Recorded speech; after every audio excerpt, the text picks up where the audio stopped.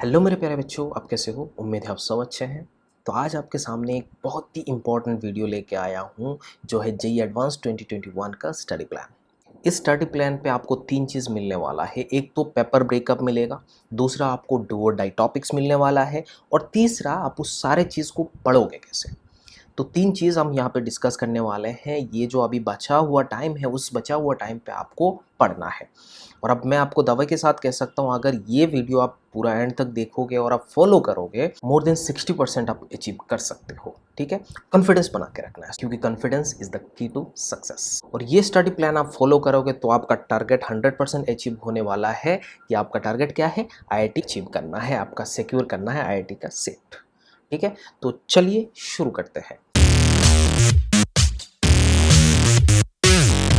तो सबसे पहला बात यहाँ पे है, मैं यहाँ पे आपको पेपर ब्रेकअप बताने वाला हूँ कि जेईई एडवांस का पेपर एक्चुअली बनता कैसा है। 40% ऑफ क्वेश्चंस आप बोल सकते हो, 7 से 8 क्वेश्चन, क्योंकि एक पेपर में आपका पेपर 1 एंड पेपर 2 होता है। पेपर 1 या पेपर 2 में आपको 18 से 20 क्वेश्चंस होता है। इनमें से आपको 40%, इसका मतलब 7 से 8 क्वेश्चंस आपको रहता है डेराइव्ड फ्रॉम बेसिक कॉन्सेप्ट। जो आपने जेईई मेंस में पढ़े हुए थे कॉन्सेप्ट, उस कॉन्सेप्ट से आपको डेराइव रहने वाला है। इसका मतलब क्या है? ऐसा नहीं कि सिंपल एक फॉर्मूला दे दिया और आपका एडवांस का सवाल है, ये बिल्कुल नहीं है। कॉन्सेप्ट वही है, आपको थोड़ा कैलकुलेशन पे आपको फंसाना चाहेगा, आपका एक दो कॉन्सेप्ट यहाँ पे मिक्स करेगा, बट वो सारे बेसिक होने वाले हैं। बात समझ में आ रहा है? तो बेसिक कॉन्सेप्ट आपको क्लियर करना है। 7 से 8 क्वेश्चन 100% यहाँ पे आप कर सकते हो। सेकंड 40% आपको एनहांस्ड एप्लीकेशन पार्ट से आता है। मतलब एप्लीकेशन बेस्ड क्वेश्चंस होता है, आपका एप्लीकेशन बेस्ड होता है। मान लो बहुत सारी चीज़ें आपने पढ़ा हुआ है, मैकेनिक्स का एप्लीकेशन आपको इलेक्ट्रोडायनामिक में डाल देगा। उसके बाद आप यहाँ पे बोल सकते हो इलेक्ट्रोडायनामिक का कॉन्सेप्ट आप हो सकता है मॉडर्न फिजिक्स में डालेगा, या फिर हो सकता है लेंस को मॉडर्न फिजिक्स में डाल सकता है। मतलब कुछ भी कर सकता है। तो ये एनहेंस्ड एप्लीकेशन है।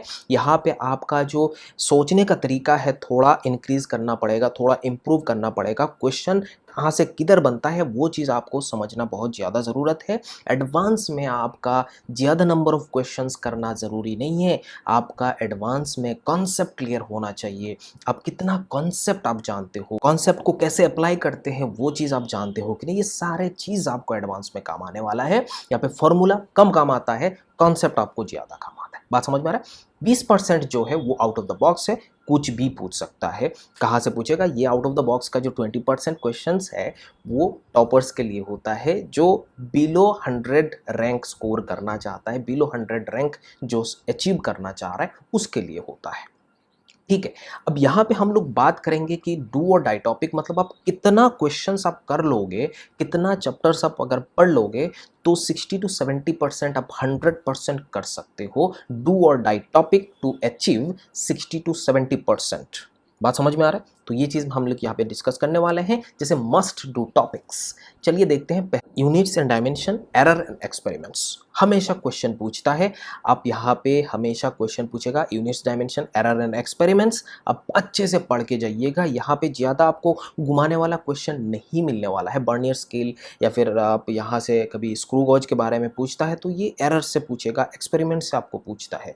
तो ये चीज़ थोड़ा अच्छे से देखना है। उसके बाद मैकेनिक्स में जो सिंपल टॉपिक्स है उसमें आपको मैं बताने वाला हूँ, जैसे काइनेमेटिक्स हो गया, एनएलएम हो गया, फ्रिक्शन हो गया, वर्क पावर एनर्जी हो गया। तो ये सारे टॉपिक आप अच्छे से उसको पढ़िए, अच्छे से उसको सॉल्व कीजिए, क्वेश्चंस को देखिए, कॉन्सेप्ट यहाँ से लीजिए। बात समझ में आ रहा है? क्योंकि आपको अप्लाई करना है इस चीज़ों को।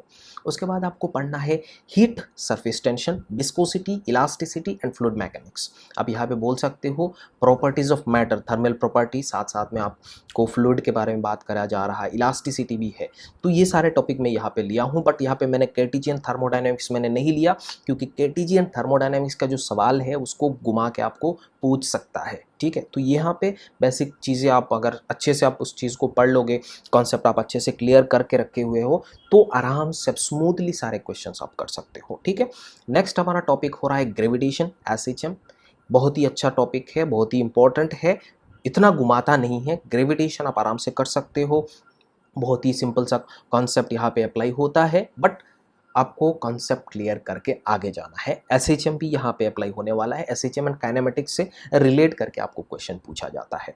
मैग्नेटिज्म, ईएमआई एंड एसी, ये पार्ट आपको पढ़ना है। बात समझ में आ रहा है। मैग्नेटिज्म, मैं यहाँ पे इलेक्ट्रोस्टैटिक्स नहीं लिया, करंट इलेक्ट्रिसिटी नहीं लिया, मैंने मैग्नेटिज्म लिया, ईएमआई लिया एंड एसी लिया। यहाँ से अच्छा खासा क्वेश्चन पूछता है, बट यहाँ पे घुमा के नहीं पूछता है। ईएमआई से थोड़ा बहुत घुमा के क्वेश्चन पूछ सकता है, क्योंकि यहाँ पे फैराडेज लॉ, लेंज लॉ को थोड़ा घुमा सकता है, बट इतना ज़्यादा नहीं घुमा सकता है। तो स्मूथली आप यहाँ से कर सकते हो। द नेक्स्ट टॉपिक जो है मॉडर्न फिजिक्स एंड ऑप्टिक्स, ये दो टॉपिक है, वो दो टॉपिक 20-25% क्वेश्चंस यहाँ से आपको पूछेगा। बात समझ में आ रहा है।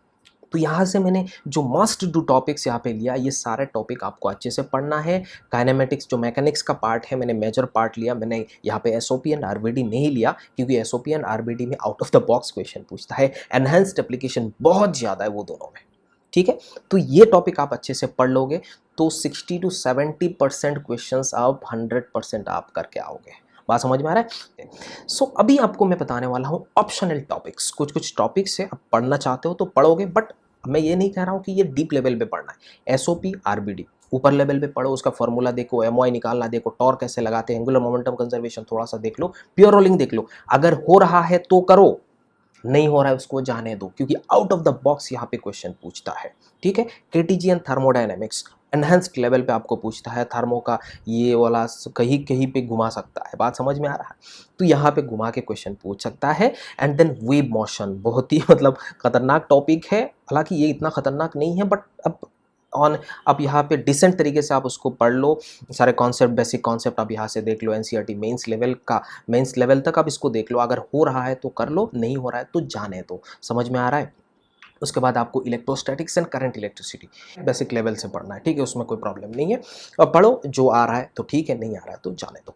उसके बाद आपको पढ़ना कैसे, एक्सट्रैक्ट कॉन्सेप्ट को कैसे लेना है। मैंने पहले भी बोला था, ज़्यादा नंबर ऑफ क्वेश्चंस आपको नहीं करना है, आपको क्वालिटी क्वेश्चंस करना है। ठीक है, सो पीवाईक्यू को सॉल्व करो, 16 से 20 तक पीवाईक्यू को सॉल्व करो। इसका मतलब ऐसा नहीं कि खाली क्वेश्चन को सॉल्व करो, उससे कॉन्सेप्ट को एक्सट्रैक्ट करो। क्या पूछना चाह रहा है, कैसे क्वेश्चन को घुमाना चाह रहा है, आपने जो मस्ट डू टॉपिक्स पढ़ा है उनमें से आपको कैसे क्वेश्चन पूछ रहा है, उसका कॉन्सेप्ट दोहराते जाओ, बार बार देखते जाओ कि ऐसे घुमा सकता है, अच्छा ऐसे घुमा सकता है, ऐसे घुमा सकता है, तो ऐसा टाइप का क्वेश्चन आपको पूछेगा। बात समझ में आ रहा है।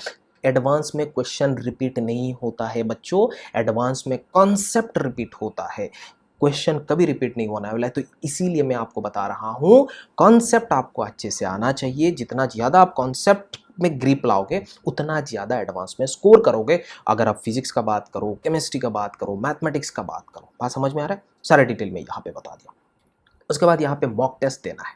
कोई भी इंस्टीट्यूट का मॉक टेस्ट ले लो, आप एलएन का ले लो, रेजोनेंस का ले लो, जिसका लेना चाहते हो आप ले लो, बट मॉक टेस्ट देना है। उससे ज़्यादा आपको क्वेश्चन नहीं करना है।